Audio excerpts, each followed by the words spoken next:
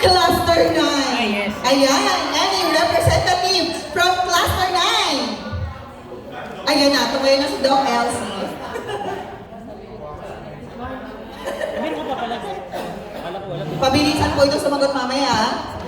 Everyone, yesterday was a really cool day for all of us because a lot of activities were conducted. We have started with the introduction of the program, and from the opening remarks of Dr. Serador, we were guided on the expectations. And then, we started with the overview of the expanded career progression policy with Executive Order 174. And then, the discussion of DO 42 series of 2017, the PPST, wherein we were also guided by the different approaches or the different implementation of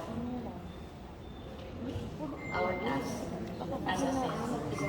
And then for the afternoon session, for the time slot of morning, we were also guided by Dr. Sharon Torrente with the overview of the PPST and its indicators, the COI and endpoints.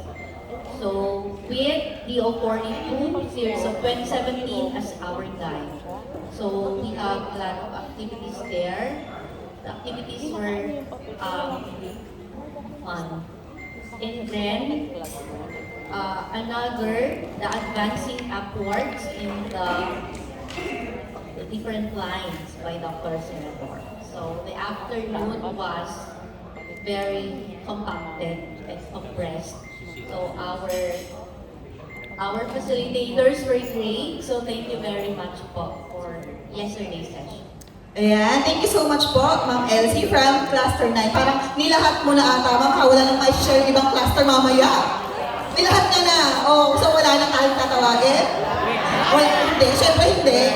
Hindi papayag, di ba? Ayan, okay, emoji number 2. Tatayo po Ma'am Clegg. Patsa ko sino yung tatayo Okay, ready, set. Tayo. Tagaytay, Tagaytay. Nakuha mo Ma'am Saida. Tagaytay. Okay, sino po ang maswerte na mag-share? Anong cluster po? Cluster 1! From Cluster 1. Sorry naman. Ma'am, sir. Parang sa portal. Sir, ikaw yung nakasagot kanina, ikaw rin po yung mag-share.